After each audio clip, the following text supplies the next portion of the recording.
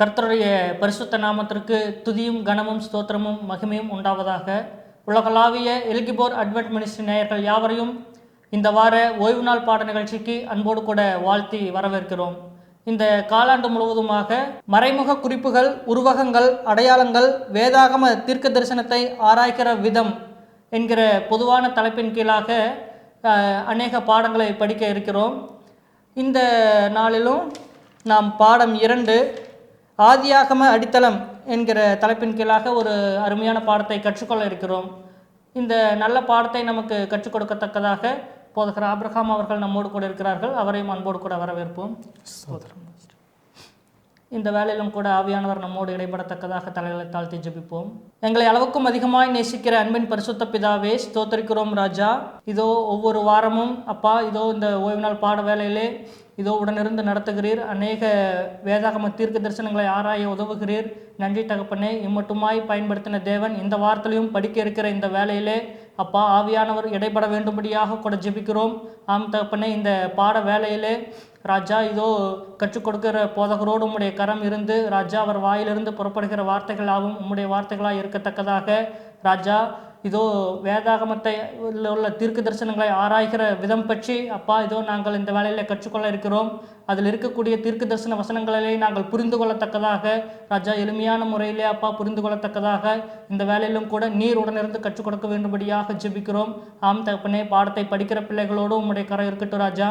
இதோ ஆரம்பம் முதல் இறுதி வரை நீர் அப்பா இந்த இடத்துல உம்முடைய பிரசன்னத்தினாலே நிறைத்து வழிநடத்த வேண்டும்படியாக மீட்பர் இயேசு கிறிஸ்துனுடைய வல்லமையான நாமத்தினாலே கேட்டு ஜெபிக்கிறோம். எங்கள் ஜெபம் கேளும் கிருபை நிறைந்த நல்ல பிதாவே, ஆமென்.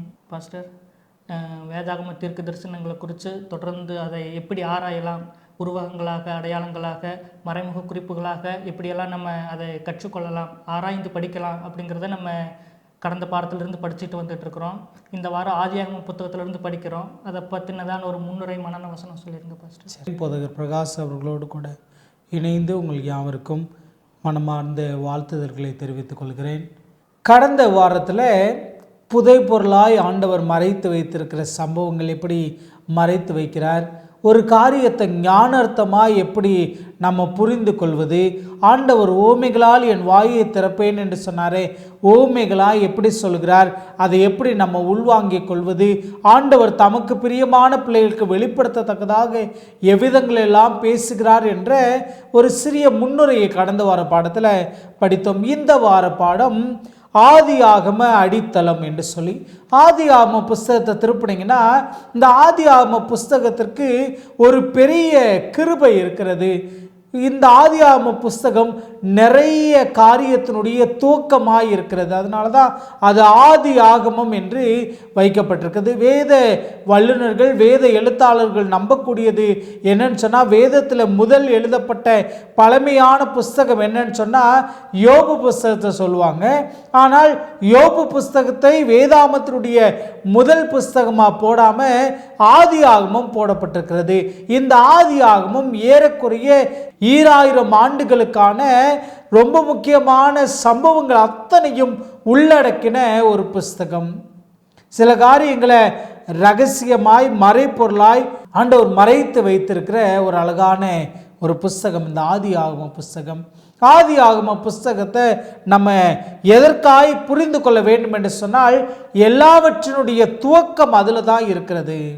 இதை இன்னொரு பாடலினுடைய ஒரு வரியில் கூட இந்த ஆதி ஆகம புஸ்தகத்தை முன்னுரை நூறு என்று சொல்வார்கள். அது ஒரு முன்னுரை என்று சொன்னால், இந்த வாரத்தினுடைய முன்னுரையை சொல்லுங்கன்னு சொன்னால், இந்த வாரம் என்ன படிக்க போகிறோம் என்பதனுடைய ஒரு சிறிய துணுக்குகளை நம்ம முன்னால் வைப்போம். அதே போல் இந்த ஆதி ஆகமம் வெளிப்படுத்தல் புஸ்தகத்தில் இருக்கக்கூடிய தீர்க்க தரிசனத்தினுடைய சில நியதிகளை, என்ன சொல்லன்னு சொன்னால் சில கருத்துக்களை, சில மறைப்பொருள்களை எல்லாவற்றையும் இந்த ஆதி ஆகமம் சுமந்திருக்கிறது. வேத வல்லுநர்கள் எழுதும்போது அதன் ஆசிரியர் பழைய ஏற்பாட்டில் உள்ள தகவல்களை பயன்படுத்தி தன் காலத்தில் இருந்த மக்களுக்கு நன்றாக புரிகிற கருத்துக்களை எழுதியிருப்பார். இப்போ ஒரு எழுத்தாளனுடைய நோக்கம் என்னன்னு சொன்னால், அன்றைக்கு இருக்கக்கூடிய நபர்கள் புரிந்து கொள்வது போல எழுத வேண்டும். அதே நேரத்தில் வரப்போகிற சம்பவங்களுடைய நிழலையும் இதில் காட்ட வேண்டும். உதாரணத்திற்கு சொல்ல வேண்டும் என்று சொன்னால், இன்றைக்கு நிறைய நவநாகரிகமான கருவிகள் இருக்கிறது, நவநாகரிகமான நிறைய உபகரணங்கள் இன்றைக்கு இருந்து கொண்டிருக்கிறது. இந்த காலகட்டங்களில் எழுதப்படக்கூடிய புஸ்தகங்கள் அந்த நவநாகரிகமான கருவிகளினுடைய பெயர்களை பயன்படுத்துகிறது. ஒருவேளை இதற்கு முன்பாக இருந்தவர்கள் ஒரு 200-300 ஆண்டுகளுக்கு முன்பாக இருந்த யாரோ ஒருத்தர் இந்த புஸ்தகங்களை, இந்த காலத்தில் எழுதப்பட்ட புஸ்தகங்களை திருப்பி பார்த்தால் அவர்களுக்கு புரியாதப்ப இந்த காலத்தில் இருக்கிறவர்களுக்கு இந்த காலத்தில் புரிகிறது போல எழுத வேண்டும். அதே நேரத்தில் வரப்போகிற காலத்தில் இருக்கக்கூடிய சில மறைப்பொருட்களையும் அதிலே வெளிப்படுத்தி காட்ட வேண்டும் என்பது தான் பரிசுத்த ஆவியானவருடைய இடைப்படுதலை நம்ம புரிந்து கொள்ள முடியும். இன்றைக்கு நம்ம பெரும் பகுதியாக என்னத்தை பார்க்க போகிறோம் என்று சொன்னால், ஆதியாகமம் 22வது அதிகாரத்தில் ஆபிரகாமை கர்த்தர் அழைத்து, உன் புத்திரன், உன் ஏகசுதன், உன் நேசகுமாரனுமாகிய ஈசாக்கை பலியா கொடுன்னு கேட்கக்கூடிய அந்த சம்பவத்திலிருந்து ஒரு சில துணுக்குகளை நம்ம எடுத்து படிக்க போகிறோம். அதிலிருந்து நிறைய காரியங்களை தீர்க்க தரிசனத்தை மையமாய் கொண்டு நம்ம படிக்க போகிறோம். இந்த வார பாடத்தினுடைய மனன வசனம் யோவான் 1வது அதிகாரம் 29வது வசனம். மறுநாளிலே யோவான் இயேசுவை தன்னிடத்தில் வர கண்டு, இதோ உலகத்தின் பாவத்தை சுமந்து தீர்க்கிற தேவாட்டுக்குட்டி என்றான். கர்த்தராகிய இயேசு கிறிஸ்துவானவரை யோவான் ஸ்நானகன் கண்டு பேசின இந்த வார்த்தை, இதிலிருந்து அப்படியே இன்னும் தெளிவாய் நம்ம புரிந்து கொள்ள போகிறோம். அருமையான முன்னுரை கொடுத்துட்டீங்க பாஸ்டர், நன்றி. இந்த வேலையிலும் நம்ம பாடத்திற்குள்ளாக போகலாம். பாடத்தினுடைய முதல் கேள்வி, முதல் குறிப்பிடுதல் என்று சொன்னால் என்ன பாஸ்டர்? முதல் குறிப்பிடுதல் இங்கே அழகாக ஒருவேளை இந்த ஆசிரியர், இந்த ஓய்வு நாள் பாடத்திட்டத்தை எழுதின ஆசிரியர் அமெரிக்க ஐக்கிய நாடுகளில் இருக்கக்கூடியவர். அமெரிக்க ஐக்கிய நாடுகளில் பயன்படுத்தக்கூடிய ஒரு கல்வி முறையை மையமாய் கொண்டு இந்த துவக்கத்தை வைக்கிறார். அமெரிக்க கல்வி அமைப்பில் அறிமுக வகுப்புகள் உண்டு. அந்த பாடங்களை 101 என்று சொல்வார்கள். ஒருவேளை புரிந்து கொள்வதற்காக இதை சொல்லுகிறேன். அமெரிக்க ஐக்கிய நாடுகளில் இருக்கக்கூடிய கல்வி முறையில் அந்த குறிப்பிட்ட பாடத்தை, அந்த கிளாஸை நம்பர்களில் சொல்லுவாங்க. 101, 102, 101 எடுத்தால் தான் 102 எடுக்க முடியும். 301, 301 முடித்தால் தான் 302. அப்போ அங்கே படிக்கக்கூடிய எல்லா ஆசிரியர்களுக்கும், எல்லா மாணவர்களுக்கும் அந்த பாடத்தினுடைய நம்பரை சொன்னால் தெரியும் அது எப்பேற்பட்ட பாடம், அது எந்த காலத்து பாடம் என்று சொல்லி. ஒரு 2 வருடங்கள் கடந்தால் தான் 300-400 எண்ணுள்ள அந்த கிளாஸ் அவங்களால எடுக்க முடியும். அது அப்பர் பைனியம் கோர்ஸ்ன்னு சொல்லுவாங்க. இந்த கோர்சஸ் ஆரம்ப காலகட்டங்களில் இருக்கக்கூடிய கோர்ஸஸ். சில கோர்ஸஸ் சொல்லுவாங்க, இந்த 100ல் ஆரம்பிக்கிறதெல்லாம் அடிப்படைகளை சொல்லிக் கொடுக்கும். உதாரணத்திற்கு சொல்லுகிறேன், ப்ராஜெக்ட் எப்படி பண்ணணும் அப்படின்றத நான் 3வது வருடம் 4வது வருடத்தில் என்ன ப்ராஜெக்ட் பண்ண போகிறோம் என்பதை நிர்ணயிக்கிறதுக்கு ப்ராஜெக்டினுடைய நியதிகளை அந்த முதல் காலகட்டத்தில் சொல்லிக் கொடுப்பாங்க. ஆங்கிலத்தினுடைய கிராமர்களை முதல் காலகட்டங்களில் சொல்லிக் கொடுப்பாங்க. ஆங்கில மொழியினுடைய வரலாற்றை முதல் காலகட்டங்களில் சொல்லிக் கொடுப்பாங்க. ஒருவேளை பைபிள் காலேஜாக இருந்தது என்று சொன்னால் இந்த 4 சுவிசேஷங்களை முதல் காலகட்டங்களில் சொல்லிக் கொடுப்பாங்க. இப்போ அதுபோல் இந்த ஆதியாகம புஸ்தகம் முதலாவது குறிப்பிடக்கூடிய ஒரு நியதி, அதாவது முதல் குறிப்பிடுதல், இல்லைன்னா ஃபஸ்ட் மென்ஷன்ட் என்று சொல்லி இதை சொல்கிறாங்க. ஏன்னா ஆதியாகம புஸ்தகத்தினுடைய அந்த வரலாற்றை, ஆதியாகம புஸ்தகத்தினுடைய அந்த நிகழ்வுகளை எல்லாம் எழுத வேண்டும் என்று சொன்னால் அதுவே ஒரு பெரிய பைபிள் அளவிற்கு இருக்கும். அப்போ பைபிளுக்கு அளவுக்கு இருக்கக்கூடிய எல்லாத்தையும் சுருக்கி கொஞ்சமாய் சொல்லப்படுகிறது. ஆனால் அவையெல்லாம் வரப்போகிற வெளிப்படுத்தலில் நம்ம காணக்கூடிய இறுதி நாட்களுக்கும் ரிலேட்டடானதாக கொடுக்கப்பட்டிருக்கிறது. எல்லாம் அங்கே தான் துவங்குகிறது. 1-2 வசனங்களை நம்ம வாசிக்க போகிறோம். ஏசாயா 40வது அதிகாரம் 7-8 வசனங்கள். ஏசாயா 40, 7:8 கர்த்தரின் ஆவி அவன் மேல் ஊதும்போது புல் உலர்ந்து பூ உதிரும். ஜனமே புல் உலர்ந்து பூ உதிரும். நமது தேவனுடைய வசனமோ என்றைக்கும் நிற்கும் என்பதையே சொல் என்று உரைத்தது. இப்போ இயேசு கிறிஸ்துவனுடைய ஆண்டவருடைய வார்த்தை எத்தனை காலத்துக்கு இருக்கும் என்று சொன்னால் நித்தியத்துக்கு இருக்கும். அந்த வார்த்தை கிரியை செய்யக்கூடிய வார்த்தை, அந்த வார்த்தை உறுதியானது, அந்த உறுதியான அடித்தளம் இடப்படுகிறது. மல்கியா 3வது அதிகாரம் 6வது வசனத்தை நம்ம வாசித்தோம் என்று சொன்னால், நான் கர்த்தர், நான் மாறாதவர், ஆகையால் யாக்கோப்பின் புத்திரராகிய நீங்கள் நிர்மூலமாகவில்லை. இப்போ ஆண்டவர் தெளிவாய் ஒரு காரியத்தை சொல்லுகிறார். இந்த மல்கியா புஸ்தகத்தை கொஞ்சம் கவனமாக வாசிங்கன்னா அந்த யாக்கோப்பு சந்ததியை பற்றி, யாக்கோப்பை பற்றி மறுபடியும் நல்லா சொல்வார். அங்கே சொல்றார், நான் கர்த்தர், நான் மாறாதவர், ஆகையால் யாக்கோப்பின் புத்திரராகிய நீங்கள் நிர்மூலமாகவில்லை. நிர்மூலமாகிறது என்று சொன்னால் ஒன்றுமில்லாமல் அழிந்து போவது என்று சொல்லி ஒரு அர்த்தத்தை நம்ம சொல்லலாம். இப்போ யார் அப்படி அழிந்து போவாங்க என்று சொன்னால், ஒருவேளை ஆண்டவருக்கு பிரியமில்லாத காரியத்தை செய்கிறவங்களா நம்ம யோசித்தோம் என்று சொன்னால், மல்கியா 1வது அதிகாரம் 2வது வசனத்தை நம்ம வாசித்தோம் என்று சொன்னால், நான் உன்னை சிநேகித்தேன் என்று கர்த்தர் சொல்லுகிறார், அதற்கு நீங்கள் என்னை எப்படி சிநேகித்தீர் என்கிறீர்கள். கர்த்தர் சொல்லுகிறார், ஏசா யாக்கோப்புக்கு சகோதரன் அல்லவோ, ஆகிலும் யாக்கோப்பை நான் சிநேகித்தேன், ஏசாவையோ நான் வெறுத்தேன் என்று சொல்லுகிறார். இப்போ யாக்கோப்பை சிநேகித்தேன் என்று சொல்லுகிறவர், யாக்கோப்பினுடைய புத்திரர்கள் நிர்மூலமாயிருவாங்க என்ற நிலை இருந்தாலும், அவர் நான் சிநேகிக்கிறேன்னு சொன்ன வார்த்தையினால அழிவில்லாமல் பாதுகாக்கிறார். சரி, இதிலிருந்து நம்ம என்ன புரிந்து கொள்கிறோம் என்று சொன்னால், இது காலத்திற்கும் அழியாததாக இந்த ஆதியாகமத்தினுடைய துவக்கம் முதல் குறிப்பிடுதல் என்ன வாக்குத்தத்தம் அருளுகிறதோ அந்த வாக்குத்தத்தம் பாதுகாக்கப்படுகிறது. ஆண்டவருடைய வார்த்தை உண்மை என்றும் இங்கே அழகாக சொல்லியிருக்கிறாங்க. உண்மை என்பது காலப்போக்கில் மாறக்கூடியது என்று கருதி இன்னொரு உண்மைத்தன்மை என்கிற சொல்லை பயன்படுத்துகிறார்கள். சில சமயத்தில் சத்தியம் என்கிற கருத்தை சந்தேகத்துடன் பார்க்கிறார்கள். இப்போ சத்தியம் என்று சொன்னால் அது மாறாதது என்று அர்த்தமும் வரும். அங்குதான் பல முக்கிய கருத்துக்கள் முதன்மையாக விளக்கப்பட்டுள்ளன. அந்த அடிப்படை புரிந்துதலை வைத்து வேதாகமத்தின் பிற பகுதிகளை ஆராய வேண்டும். இப்போ ஆதியாகமம் இல்லாமல், ஆதியாகமத்தினுடைய புரிந்து கொள்ளுதல் இல்லாமல்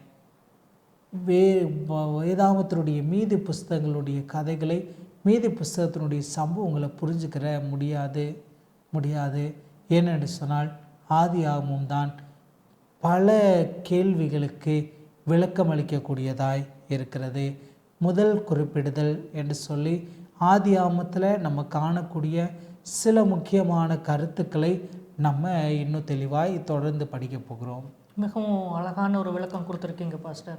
ஆதியாகமத்தை முழுமையாய் புரிந்து கொள்ளாமல் மற்ற புத்தகங்களை புரிந்து கொள்ள முடியாதுன்னு சொன்னீங்க.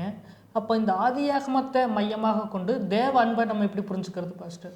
தேவ அன்பை புரிந்து கொள்ளுதல் எப்படி? பிரபஞ்சம் முழுவதும் சுத்தமாகிறது.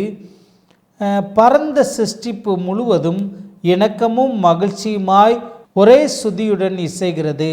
சகலத்தையும் சிருஷ்டித்தவரிடமிருந்து ஜீவனும் ஒளியும் மகிழ்ச்சியும் புறப்பட்டு எல்லையில்லாத மண்டலங்களால் முழுவதும் ஓடுகின்றன.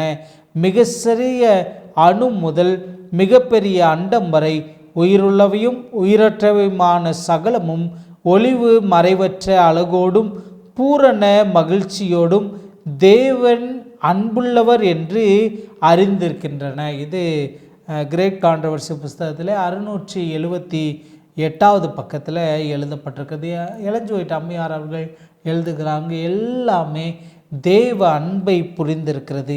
இப்போ தேவ அன்பு என்று சொல்லப்படக்கூடிய இந்த வார்த்தை, அன்பு என்ற இந்த வார்த்தை ஆதியாகமத்தில் எங்கே வருகிறது என்று சொல்லி அப்படியே கொஞ்சம் திருப்பி பார்த்தோம் என்று சொன்னால் ஆதியாகமம் 22வது அதிகாரத்தில் நம்ம காண முடிகிறது. இங்கே வரக்கூடிய இந்த அன்பு என்ற வார்த்தையை புதிய ஏற்பாட்டினுடைய துவக்கத்தில் நம்ம பார்க்க வேண்டும் என்று சொன்னால், இல்லை சுவிசேஷ புஸ்தகத்தினுடைய துவக்கத்தில் பார்க்க வேண்டும் என்று சொன்னால், மத்தேயு 3வது அதிகாரம் 17வது வசனம், மார்க் 1:11, லூக்கா 3:22, யோவான் 3:16 ஆகிய வசனங்களில் நேசம் அல்லது அன்பு என்கிற வார்த்தை முதலாய் வருகிறது. இப்போ ஆதி ஆகமத்தில் என்ன காண முடிகிறது என்று சொன்னால், ஆபிரகாமை கர்த்தர் அழைத்து அவனுடைய தரிசனத்தில் அவனுக்கு கர்த்தர் தோன்றி சொல்கிறார். என்ன சொல்கிறார்னா, உன் புத்திரனும் உன் ஏகசுதனும் உன் நேசகுமாரனுமாகிய ஈசாக்கை இப்பொழுது எனக்காக தகன பலியாக பலியிடுன்னு சொல்கிறார். இப்போ நேசகுமாரன் என்ற ஒரு வார்த்தை வருகிறது. சரி, நேசகுமாரன் என்ற இந்த வார்த்தையை மையமாய் கொண்டு பின்னால் நம்ம கொஞ்சம் படித்து பார்த்தோம் என்று சொன்னால், அவனை பலியாய் கேட்கிறார். ஆபிரகாமுக்கு வாக்குத்தத்தமாய் அருளப்பட்ட பிள்ளை, அவனிடத்திலிருந்து ஒரு சந்ததி எழும்பும், அந்த சந்ததி வானத்து நட்சத்திரத்தை போல கடலின் மணலத்தனையாய் பெருகும் என்று சொல்லியிருக்கிறார். அநேக வாக்குத்தத்தங்களை அருளி இருக்கிறார். இந்த வாக்குத்தத்தங்களை எல்லாம் பெற்றுக்கொண்ட இந்த ஆபிரகாமுக்கு அந்த வாக்குத்தத்தத்தினுடைய ஆதாரமாய் இருக்கக்கூடிய ஈசாக்கை பலியாய் கேட்கிறார். இந்த புறம் இப்போ ஏற்றுக்கொள்ளக்கூடிய அந்த நிலையில் அவர் இல்லை, ஆனால் பலியாய் கேட்கிறார். இப்போ எடுத்து செல்லப்படுகிறார் ஈசாக்கை பலியாக எடுத்துகிட்டு போயிட்டு அங்கே போய் பலி செலுத்த போகிறார். அப்போ சப்தம் தோன்றுகிறது. இந்த கதை நமக்கு எல்லாத்துக்கும் நன்றாய் தெரியும். இப்போ ஒரு நிழல் படத்தை காட்டுகிறார். கலாத்தியர் புஸ்தகத்தில் வாசித்தீங்கன்னா, கலாத்தியர் 3வது அதிகாரம் 16வது வசனத்தில் வாசித்து பார்த்தீங்கன்னா, ஆபிரகாமுக்கும் அவன் சந்ததிக்கும் வாக்குத்தத்தங்கள் பண்ணப்பட்டன. சந்ததி என்று அநேகரை குறித்து சொல்லாமல் ஒருவரை குறித்து சொல்லியிருக்கிறது. அந்த சந்ததி கிறிஸ்துவே அப்படின்னு சொல்கிறார். அந்த சந்ததி கிறிஸ்துவே. இப்போ ஒரு மாதிரியை காட்டுறார். ஆபிரகாம் என்னுடைய நாளை காண ஆசையாயிருந்து கண்டு களி கூர்ந்தானே என்று சொல்கிறது. எபிரேயர் 11 வாசித்தோம்னா, அவன் விசுவாசத்தோடு ஒருவேளை நான் இலக்க கொடுத்தாலும் கர்த்தர் எனக்கு திரும்ப உயிர்ப்பித்து அவனை கொடுப்பார் என்ற நம்பிக்கையோடு கொடுத்தாராம். இப்போ ஈசாக்கு நேசகுமாரன் என்ற இந்த வார்த்தை ஒரு நிழல் படமாக யாரை காட்டுகிறது என்று சொன்னால், கர்த்தராகிய இயேசு கிறிஸ்துவானவரை காட்டுகிறது. அவர் நானே உயிர்த்தெழுதலும் ஜீவன்னு சொல்லியிருக்காரு. அந்த உயிர்த்தெழுதலுக்கு ஆதாரமாக இருக்கக்கூடிய அந்த ஜீவனை காட்டுகிறார். யோவான் புஸ்தகத்தில் நானே என்ற வார்த்தையை நம்ம நிறைய காண முடியும். ஒரு இடத்துல சொல்லுவார், நானே வழி சத்தியம் ஜீவன் என்று சொல்லுகிறார்.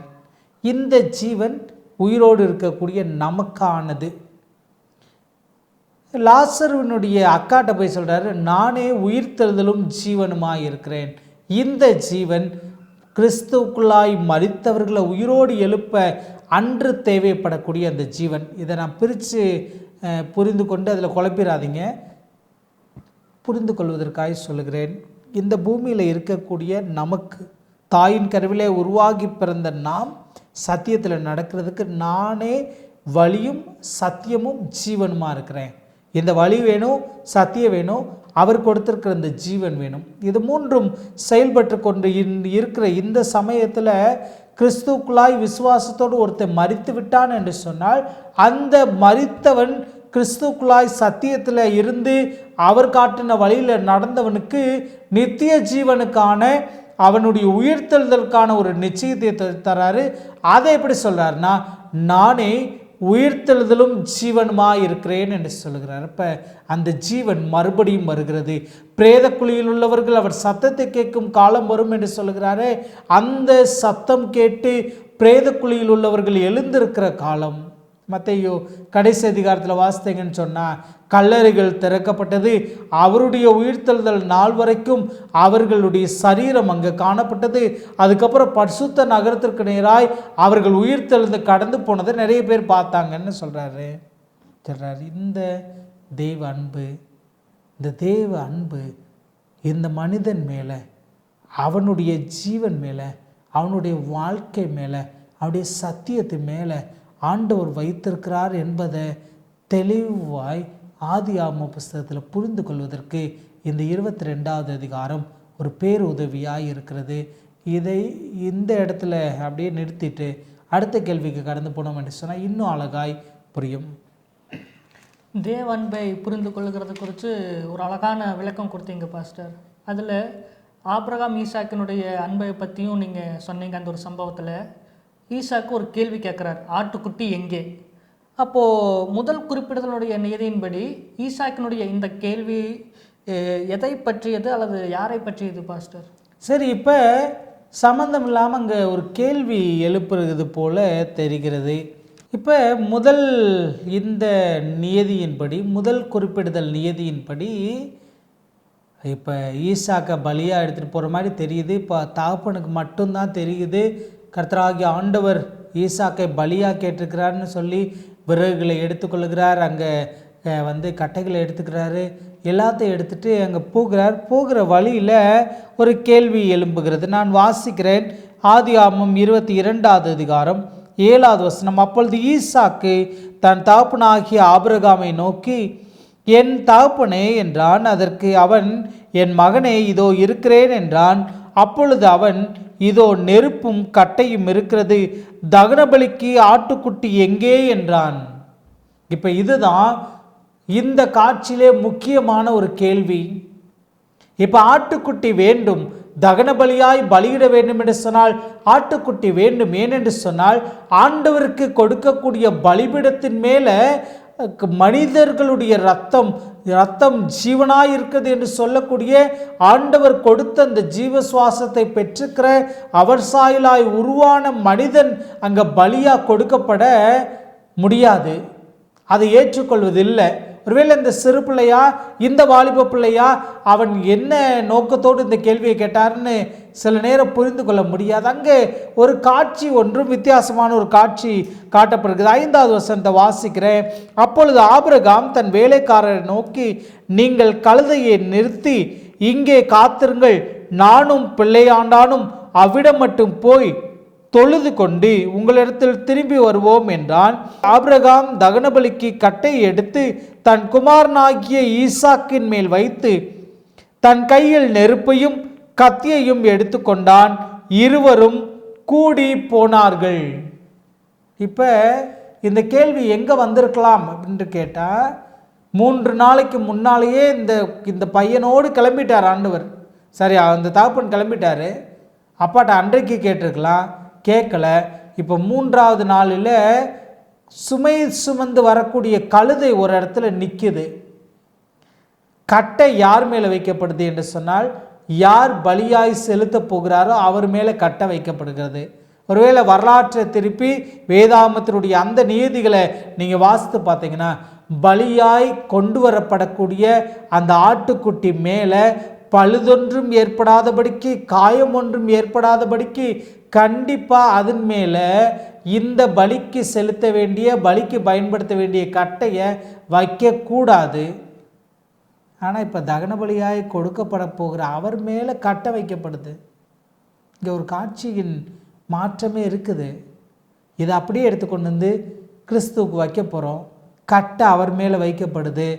கத்தியை தகப்பனை எடுத்துக்கிறாரு, நெருப்பை தகப்பனை எடுத்துக்கிறாரு, கடந்து வராரு. ஆட்டுக்குட்டி எங்கேன்னு கேட்டால் அப்போ தகப்பன் ஒரு பதில் சொல்கிறார் பாருங்களேன்.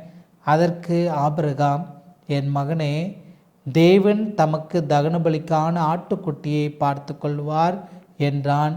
அப்புறம் இருவரும் கூடி போனார்கள். தகனபலிக்கு ஆட்டுக்குட்டியை அவர் பார்த்துக்கிடுவார். உலகம் அனைத்தினுடைய பாவத்தை சுமந்து தீர்க்க ஆட்டுக்குட்டியை தேவன் பார்த்து கொண்டார். அதனால தான் அந்த ஆட்டுக்குட்டி யாருன்னு யோவான் ஸ்நானகன் சொல்கிறாரு, இதோ உலகத்தின் பாவத்தை சுமந்து தீர்க்கிற தேவாட்டுக்குட்டி, உலகத்துக்கு பாவத்திலிருந்து ஒரு மீட்பு கொடுக்கிற தேவாட்டுக்குட்டி, இல்லை உலகத்தினுடைய பாவத்தை எல்லாம் முடித்து வைக்க போகிற தேவாட்டுக்குட்டி, உலகத்தின் பாவத்தை எல்லாம் கழுவி இரத்தாம்பரமாய் இருந்தாலும் வெண்மையாய் மாற்றக்கூடிய தேவாட்டுக்குட்டி என்று சொல்லாமல் அங்கே சொல்லப்படக்கூடிய வார்த்தையே வேறு மாதிரி இருக்குது. என்னென்னா, உலகத்தின் பாவத்தை சுமந்து தீர்க்கிற தேவாட்டுக்குட்டி. இந்த ஆட்டுக்குட்டி சுமக்க வேண்டியதில்லை, ஆனால் இந்த ஆட்டுக்குட்டி சுமக்கிறது. இந்த ஈசாக்கு மேலே கட்டை எடுத்து வைக்கப்படுகிறது. கர்த்தராகிய இயேசு கிறிஸ்து மேலே சிலுவை சுமத்தப்படுகிறது. சிலுவையோடு உலகம் அனைத்தினுடைய பாவமும் சுமத்தப்படுகிறது. ஒரு வார்த்தை சொல்லுது, இவர் என் நேசகுமாரன், இவரில் பிரியமாக இருக்கிறேன் என்று சொல்கிறது. இப்போ ஈசாக்கை நேசகுமாரன் என்று சொன்னார். அவனுக்கும் அவன் சந்ததிக்கும் வாக்குத்தத்தம் கொடுக்கப்பட்டது. அந்த சந்ததி கிறிஸ்துவேன்னு சொல்கிறாரு. ஆபிரகாம் என்னுடைய நாளை காண ஆசையாக இருந்தான்னு சொல்கிறாரு. இது எல்லாத்தையும் வைத்து பார்த்தீங்கன்னா, பலி உண்மையிலே அங்கே தகன பலியாக பலியிட்டாரான்னு இல்லை, இன்னொரு ஆட்டை காட்டுறாரு. அந்த ஆடு முள்களில் தன்னுடைய கொம்பு மாட்டியிருந்ததான். இதனுடைய ஒரு சின்ன புரிந்து கொள்ளுதலை மாத்திரம் நான் சொல்லிடுறேன். இப்போ கொம்பை மாத்திரம் ஒரு ஆட்டுக்குட்டியில் கொம்பு மாத்திரம் ஒரு முட்புதலில் மாட்டியிருக்குன்னு வச்சுக்கிறோமே, அதனுடைய ஆடு அதனுடைய பலத்தை இழந்துருச்சான்னு கேட்டிங்கன்னா இழக்கலை, முழு பலத்தோடு இருக்குது. கொம்பு உடஞ்சிருச்சான்னு கேட்டிங்கன்னா உடையலை, கொம்போடு இருக்குது. ஆனால் அது செயல்பட முடியாதபடிக்கு முள்ளில் மாட்டிகிட்ருக்குது. இதே அப்படியே கிறிஸ்துவுக்கு கொண்டே வைங்க. கிறிஸ்து வல்லமை இல்லாதவராக இருந்தாரா அப்படின்னு கேட்டிங்கன்னா இல்லை. காற்றும் கடலும் அவருக்கு கீழ்ப்படிந்தது. அவரால் என்ன வேணாலும் செய்ய முடிந்தது. அவர் முழு வல்லமையோடு இருந்தார் தான். அவரை பார்த்து இந்த கல்லை அப்பமாக்கி சாப்பிட உம்மாலே கூடுமே என்று கேட்கும்போது, அந்த பசியாக இருந்த வேளையில் அவரால் ஆக்கி சாப்பிட்ருக்க முடியும். ஆனால் அவர் என்ன செய்தார் என்று சொன்னால், அவனுக்கு வேத வசனத்தின் வழியாய் பதில் கொடுத்தார். இங்கிருந்து தாளக்கொதியும் தேவதூதர்கள் உங்களுக்கு உன்னை தங்கள் கைகளில் ஏந்தி கொண்டு போவார்களேன்னு வசனம் சொல்லியிருக்குதே என்று சொல்லுகிறான். இல்லை, அப்பாலே போ சாத்தானே, ஆண்டவர் தமக்கு பிரியமான பிள்ளைகளை காப்பாற்றிடுவார்னு சொல்கிறார். இப்போ பதில் சொல்லிக்கொண்டே இருக்கிறாரு. பதில் சொல்லக்கூடிய இந்த தேவன் வல்லமை இல்லாதவராக இருந்தாரான்னு கேட்டிங்கன்னா இல்லை. இதை இயேசு கிறிஸ்துனுடைய அந்த அந்த இறுதி நேரத்தில் சொல்கிறாரு, நான் கேட்டால் என் பிதா 12 லேகியோன்களுக்கு அதிகமான தேவதூதர்கள் எனக்கு அனுப்பிடுவார்னு சொல்கிறார். கல்லில் இராதபடிக்கு தேவதூதர்கள் தூக்கிட்டு போவாங்கன்னா, இப்போ இவர் சொன்னால் 12 லேகியோன்கள் வந்து தூக்கிட்டு போயிடுவாங்க. சக்கரங்கள் இருக்கக்கூடிய தேவதூதர்கள் வந்து கூட இவர் அப்படியே எடுத்து கொண்டு போய் நிறுத்திடுவாங்க. ஆனால் இங்கே ஆடு பலமெல்லாம் இழக்காமல், பலத்தை பயன்படுத்த முடியாமல் ஒரு முள்ளில் மாட்டிகிட்டு இருக்குது. இப்போ இந்த தேவாட்டுக்குட்டிக்கு வந்தீங்கன்னா, கர்த்தராகிய இயேசு கிறிஸ்துவானவர் பாவத்தினுடைய இந்த உலகத்தில், பாவத்தினுடைய அந்த பிடியில், பாவத்தினுடைய அகோரத்துக்கு நடுவில், அந்த பாவத்தை சுமந்து தீர்க்கிறதற்காய் முட்களுக்கு நடுவில் அவர் மாட்டி இருந்தார். பலிபீடம் ஆயத்தப்பட்டது. உண்மையிலே பலி யார் அப்படின்னா ஈசாக்கு இல்லை, கர்த்தராகிய இயேசு கிறிஸ்துவானவர். வெளிப்படத்தில் நம்ம வாசிக்கக்கூடிய அடிக்கப்பட்ட வண்ணமாகவே இருக்கக்கூடிய தேவாட்டுக்குட்டி இவர்தான் என்றும் காட்டுகிறது. இந்த முதல் குறிப்பிடுதல் நியதி வேதாகமும் நெடுகிலும் செயல்படுகிறது. மிகவும் அருமையான விளக்கம் கொடுத்துட்டீங்க பாஸ்டர். இப்போ நம்ம பலியில் பார்த்தோம், பலி பற்றி பார்த்தோம். பலி அப்படின்னு சொன்னாலே மரணம், அங்கே ஒரு மரணம் நிகழுதுன்னு பார்க்குறோம். அப்போ பாவத்தின் முதல் விளைவு தான் மரணம். இந்த மரணத்தினுடைய பிரச்சனை மேலே வர்ற நடவடிக்கையை ஆதியாகமத்தை மையமாக கொண்டு நம்ம எப்படி புரிந்து கொள்வது பாஸ்டர்? மரண பிரச்சனை மேலே நடவடிக்கை. சரி, இப்போது இந்த பாவத்தினால மனுஷனுக்கு வந்த முதல் விளைவு, இதை புசிக்கும் நாளிலே சாகவே சாவாய்ன்னு சொன்ன அந்த நிகழ்வு இந்த மரணம். மரணம் மனுக்குள்ளத்துக்குள்ளாய் வந்துவிட்டது. அவன் சாவாமையை தரித்து கொள்ளாதபடிக்கு ஜீவ விருட்சத்துக்கு போகிற வழியை ஆண்டவர் என்ன செஞ்சிட்டாருன்னா அடைச்சிட்டாரு. மரணம் ஒரு பெரிய பிரச்சனையாக அந்த பூமியில் பிறந்த அத்தனை பேருக்கும் மரணம் சம்பவிக்கும். மரணமானது வாழ்க்கையில் ஒரு பகுதி என்று சொல்லுகிறோம். நிறைய பேர் என்ன சொல்கிறோம் அப்படின்னு சொன்னால், வாழ்க்கையில் அதுவும் ஒரு அங்கம். மனுஷனாக அந்த பூமியில் பிறந்த எல்லாரும் அதை ஏற்றுக்கொண்டு தான் ஆகணும். இன்னும் ஒரு அழகான வார்த்தை, இந்த மரண வீடுகளில் பிரசங்கிக்கும் போதெல்லாம் இந்த வார்த்தைகளை குறித்து நான் பேசுவதுண்டு. சில பேரை சொல்லும்போது சொல்லுவாங்க, அவர் இயற்கை எய்தினார்னு சொல்லுவாங்க. ஏன்னா உலகம் என்ன நம்புதுன்னா, மனுஷனாக பிறந்த ஒவ்வொருத்தனும் ஒரு நாள் மரணத்தை சந்தித்தாக வேண்டும், மரணத்தை ஏற்றுக்கொண்டாக வேண்டும், அதுதான் இயற்கை என்று சொல்கிறது. ஆனால் அந்த காரியத்தை மாற்றி பரலோகத்தின் ஆண்டவர் உங்களுக்காக எனக்காக தான் மரித்து ஜீவனை அருளுகிறார். அன்றைக்கு ஆபேல் மரணத்தை சந்தித்தான். அந்த குற்றமில்லாத இரத்தம் அன்றைக்கு சிந்தப்பட்டது. அதனுடைய நிழல் தெரிகிறது. இங்கே நிஜம் வருகிறது. கர்த்தராகிய இயேசு கிறிஸ்துவானவரை மறுபடியும் விசாரித்தவர்கள் இவரிடத்துல ஒரு குற்றமும் காணவில்லை என்று சொல்லுகிறாங்க.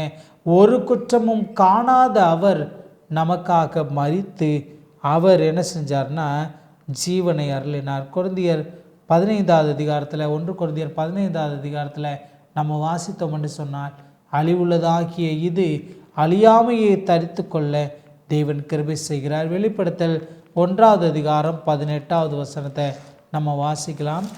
மரித்தேன், ஆனாலும் இதோ சதா காலங்களிலும் உயிரோடு இருக்கிறேன். ஆமேன். நான் மரணத்திற்கும் பாதாளத்திற்கும் உரிய திறவுகோலை உடையவனாய் இருக்கிறேன். இப்போ தான் அவருடைய நிலையை காட்டுகிறார். இது புரிந்து கொள்ள பவுலார் நிறைய இடங்களில் சொல்கிறார். இயேசு மரித்து பின் எழுந்தார் என்று விசுவாசிக்கிறோமே. கொரிந்தியரில் வாசித்தோம்னா, மரணமே உன் கூர் எங்கே, பாதாளமே உன் ஜெயம் எங்கே. ஓசியா புஸ்தகத்தில் வாசித்தோம் என்று சொன்னால், மரணமே உன் வாதைகள் எங்கே, பாதாளமே உன் சங்காரம் எங்கே. சங்கீதக்காரனாகிய தாவீது சொல்றாரு, பாதாளம் ரூபத்தை அழிக்கும், ஆனால் பாதாளத்தின் வல்லடிகளுக்கு தப்புவித்து என் மீட்பர் எங்களை மீட்டுருவார் என்று சொல்லி சங்கீதக்காரனாகிய தாவீது எழுதுகிறார். மரண பிரச்சனையின் மேல நடவடிக்கையாய் அவர் மரித்து உயிர்த்தெழுந்து, நான் மரித்தேன் ஆனாலும் சதா காலங்களிலும் நான் உயிரோடு இருக்கிறேன், மரணத்திற்கும் பாதாளத்தினுடைய திறவுகோல் என்னுடைய கையில் இருக்குதுன்னு சொல்கிறார். அவருடைய கரங்களில் அந்த திறவுகோல் இருக்கிறது. அவருக்குள் மரித்த அத்தனை பேரையும் அவர் உயிரோடே கொண்டு வர அவரால் முடியும். இது ஆதியாமத்தில் துவங்கின இந்த நியதி ஆதாம் ஏவாள் பாவம் செய்தது நிமித்தமாய் சொன்ன அந்த வாக்கு தத்துவத்தை நிறைவேற்றி வெளிப்படுத்தலிலே தெளிவாய் காட்டுகிறார். மிகவும் அருமையான விளக்கம் கொடுத்தீங்க பாஸ்டர். மரணத்தை குறித்தும் அதனுள்ள இருக்கக்கூடிய பிரச்சனை மேலே வர நடவடிக்கையை பற்றியும். அந்த மரணம் ஏற்படுவதற்கு முக்கிய காரணமே பாவம். அந்த பாவத்தை செய்ய தூண்டினது சர்ப்பம். இப்போ ஆதியாகமத்தில் பார்க்கக்கூடிய அந்த வலு சர்ப்பத்திற்கும் அது அப்படியே பின்னாடி பார்த்தா வெளிப்படுத்துதலில் வலு சர்ப்பத்தை குறித்து படிக்கிறோம். ரெண்டையும் நம்ம எப்படி தொடர்புபடுத்தி படிக்க முடியும் பாஸ்டர்? சரி, வலு சர்ப்பம் சாத்தானை குறிக்கக்கூடிய ஒரு உருவகமான இந்த வார்த்தை வலு சர்ப்பம் வெளிப்படுத்தல் 13வது அதிகாரத்தில் நம்ம காண முடிகிறது. நான் கண்ட மிருகம் சிறுத்தையை போல் இருந்தது, அதன் கால்கள் கரடியின் கால்களைப் போலவும் அதன் வாய் சிங்கத்தின் வாயைப் போலவும் இருந்தன. வலு சர்ப்பமானது தன் பலத்தையும் தன் சிங்காசனத்தையும் மிகுந்த அதிகாரத்தையும் அதற்கு கொடுத்து, அதன் தலையில் ஒன்று சாவுக்கேதுவாய் காயம் பட்டிருக்க கண்டேன். ஆனாலும் சாவுக்கேதுவான அந்த காயம் சுஸ்தமாக்கப்பட்டது. பூமியில் உள்ள யாவும் ஆச்சரியத்தோடு அந்த மிருகத்தை பின்பற்றினது. இப்போ வலு சர்ப்பம் அதற்கு அந்த மிருகத்திற்கு அப்படிப்பட்ட அதிகாரம் கொடுத்த வலு சர்ப்பத்தையும் வணங்கினார்கள். இப்போ வலு சர்ப்பம் என்று சொல்லப்படக்கூடிய அன்றைக்கு அங்கே காட்டப்பட்ட ஆதியாகமத்தில் காட்டப்பட்ட அந்த சர்ப்பம் வெளிப்படுத்தல் புஸ்தகத்தில் சாத்தானுக்கு நேரடியாய் காட்டப்படுகிறது. இப்போ வனாந்திரத்தில் வழிநடத்தப்பட்டு வந்து கொண்டிருக்கும்போது கொள்ளிவாய் சர்ப்பங்கள் அனுமதிக்கப்படுகிறது. கொள்ளிவாய் சர்ப்பம் நம்மை கடித்த அந்த கர்ஸ்ட் சர்ப்பன், அது சபிக்கப்பட்ட அந்த பாம்பை உயர்த்தினார். எனக்கு அன்பான தெய்வ பிள்ளைகளே, ஆதியாமத்தில் காணக்கூடிய நிறைய அடையாளங்கள் வெளிப்படுத்தல நம்ம வாசிக்க போகிற தீர்க்க தரிசனத்தினுடைய நிறைய மாதிரிகளாய் இருந்து கொண்டிருக்கிறது. அது முதல் குறிப்பிடுவதாய் ஆதியாம புஸ்தகத்தில் நிறைய நம்ம காண முடியுது. இன்னும் நிறைய காரியங்களை நம்ம படிக்க போகிறோம். ஒருவேளை இந்த பாடத்தினுடைய நிறைவுக்கு நம்ம வரப்போகிறோம். என்னுடைய வாழ்க்கையில் எந்த சம்பவம் என்னை சீர்தூக்கி பார்ப்பதற்கும் என்னுடைய ஆவிக்குரிய வாழ்க்கையை நான் நிதானித்து பார்ப்பதற்கும் சத்தியத்துக்குள்ளாய் நான் இருக்கிறதற்கும் உதவியாய் இருக்கிறது என்று நிதானித்து தீர்க்க தரிசனத்தை கவனத்தோடு கூட நம்ம படிப்பதற்கு ஆதியாமத்தினுடைய இந்த நியதிகளையும் நம்ம நினைவில் கொள்வோம். தேவன் நிச்சயமாய் நாம் யாவரையும் ஆசீர்வதிப்பார். தலைகளை தாழ்த்தி ஜெப செய்வோம். இரக்கத்தின் ஐஸ்வர்யமுள்ள எங்கள் பரலோகத்தின் அன்பு தகப்பனே, நன்றி ஆண்டவரே. முதல் குறிப்பிடுதலாய் ஆதியாமத்தில் நாங்கள் காணக்கூடிய காரியங்களை மையமாய் கொண்டு வெளிப்படுத்தல இல்லை புதிய ஏற்பாட்டில் வரக்கூடிய ரட்சிப்பின் திட்டத்தை நாங்கள் புரிந்து கொள்ள கர்த்தர் ஒரு சில கிளிம்ஸ் எங்களுக்கு கொடுத்தீங்களே, ஒரு சில காட்சிகளை எங்களுக்கு வெளிப்படுத்தி காண்பித்தீங்களே, நன்றி ஆண்டவரே. தொடர்ந்து உம்முடைய கிருபையும் உம்முடைய இரக்கமும் உம்முடைய தெய்வீக வழிநடத்தலும் எங்களை தாங்கும்படியாக ஜெபிக்கிறோம். அந்த நிகழ்ச்சியை பார்த்து கொண்டிருக்கிற ஒவ்வொருவரையும் கர்த்தர் ஆசீர்வதித்து பலப்படுத்துங்க. கிறிஸ்து இயேசுவின் வழியாக ஜெபிக்கிறோம் எங்கள் நல்ல பிதாவே, ஆமென். ஆண்டவராகிய இயேசு கிறிஸ்துவின் நாமத்தினால மீண்டுமாக உங்களை வாழ்த்துகிறேன். இது வல்லமையுள்ள தேவனுடைய ஊழிய பணியில் எல்கிபோர் அன்வர்ட் மினிஸ்ட்ரி. இது போன்ற நல்ல சத்தியங்கள் அடங்கிய நிகழ்ச்சிகள் தொடர்ந்து உங்களுடைய யூடியூப் பக்கங்களுக்கு வர எங்களுடைய சேனலை சப்ஸ்கிரைப் செய்யுங்கள். இந்த நிகழ்ச்சிகள் உங்களுக்கு மிகவும் பிடித்திருக்குமானால் லைக் செய்யுங்கள். தேவன் தாமே உங்கள் யாவரையும் ஆசீர்வதித்து பலப்படுத்துவாராக. ஆமென்.